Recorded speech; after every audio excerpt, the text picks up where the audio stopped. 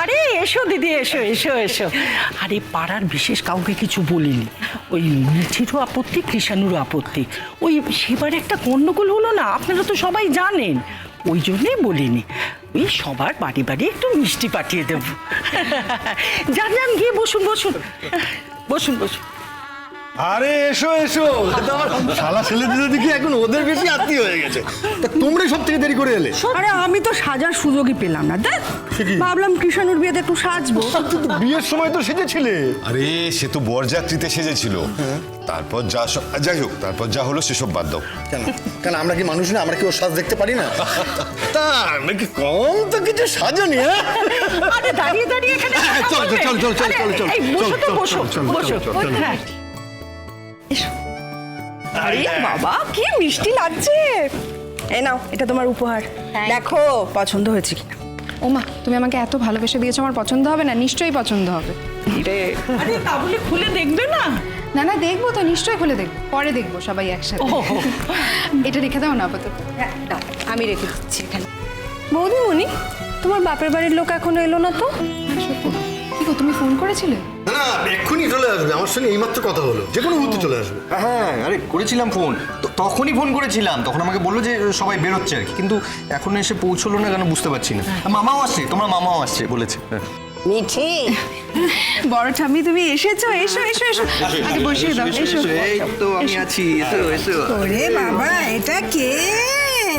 হ্যাঁ, এত সুন্দর লাগছে, আমি তো তোকে চিনতেই পারছি না খো। হ্যাঁ, এটা আমার মিঠি নাকি? এটা সেই মিঠি? এটা আমার নাতনি নাকি? আমার নাতনি না? ওরে বাবা, কি সুন্দর লাগছে রে তোকে। হ্যাঁ, আগে বসবে, এসো, তারপর সব কথা বলছি।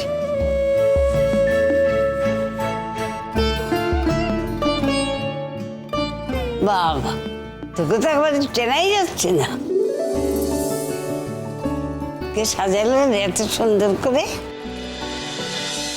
ও, সাজলে আমি সুন্দর হই, এমনিতে নই বলো?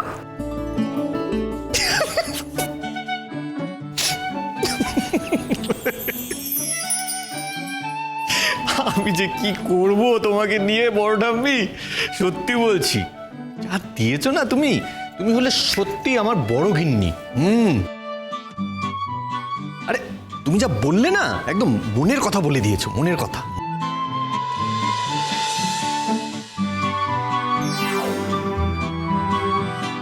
দেখেছো বড় ঠাম্মি কেমন চোখ টিপে আমাকে বলছে যে তোমাকে তোল্লাই দিচ্ছে আর আমাকে খেপাচ্ছে, বলে দিচ্ছে কিন্তু সব।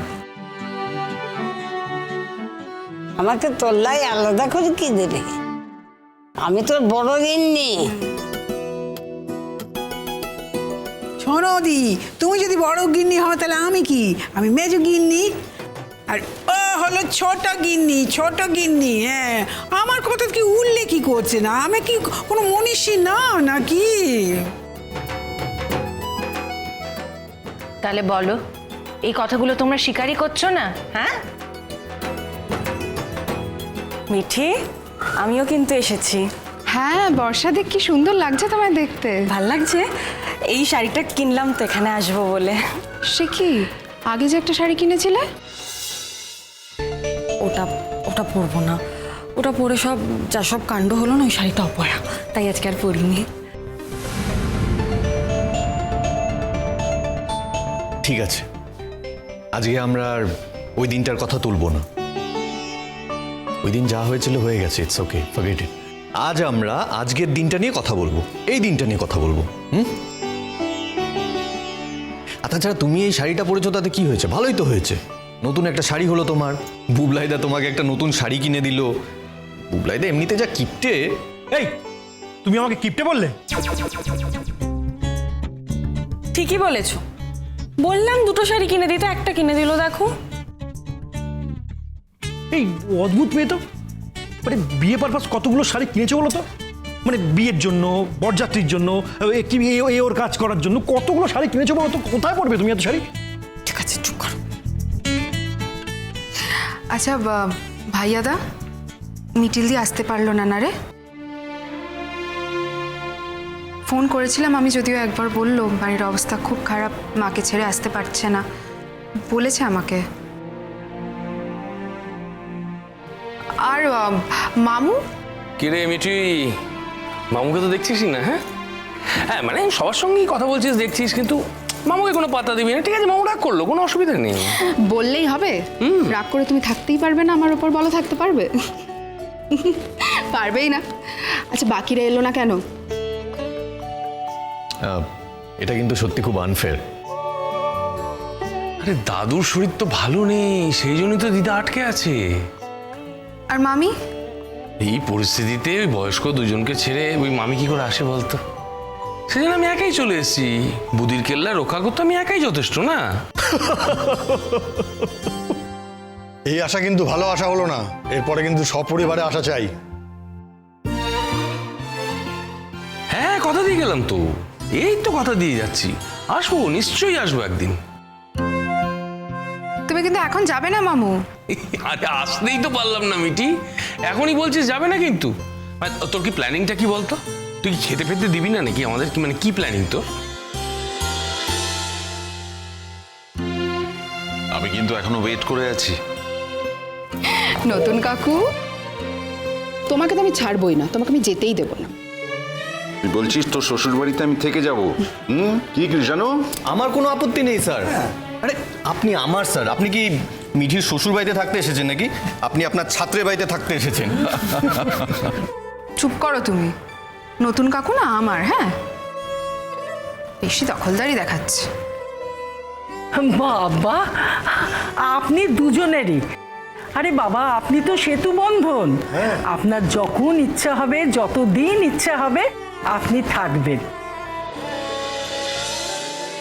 আরে বাবা, আপনি থাকলে তো আমরা ধন্য হয়ে যাব। একদমই তাই। আপনার পায়ের ধুলো যে এখানে পড়েছে এই না কত। তবে আমার ছেলে কিন্তু আপনাকে খুব শ্রদ্ধা করে। এইভাবে বলে না মনে হয় যেন আপনারা চান না আমি এখানে আসি, যেন আপনারা বলতে চাইছেন যে আমি যেন এখান থেকে চলে যাই চট করে।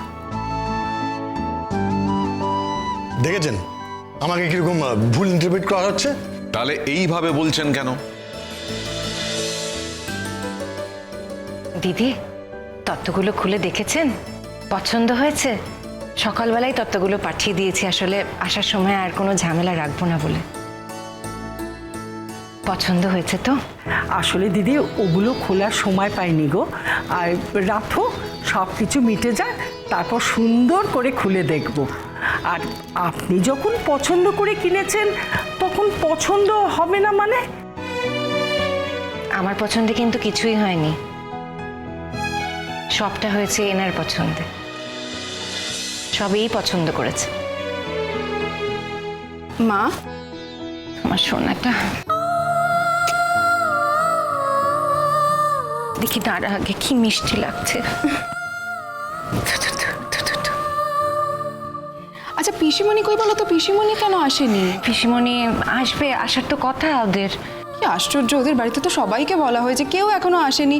আত্মীয় স্বজনদেরও তো বলা হয়েছে কত, কেউ আসছে না কেন বলো তো? তাও তো সত্যি। আচ্ছা দাঁড়া, আমি একটা ফোন করে দেখি। হ্যাঁ গো, ফোনটা একটু দাও না। ফোন পরে হবে, আগে তুমি আমার সঙ্গে এসো, আমার সঙ্গে কথা বলো। চলো। মেয়ের কাণ্ড। বসো এখানে। শরীর ঠিক আছে? এই একদিনে কি হবে রে আমার শরীরের? একদম ঠিক আছে। আমার তো দেখে একদম ঠিক মনে হচ্ছে না মা। কেমন টায়ার্ড লাগছে তোমাকে? তোর জন্য নামা খাওয়া ছেড়ে দিয়েছে, এবারে ওকে বোঝাও। আরে কালকেই তো বাড়ি যাবে, সেটা বল।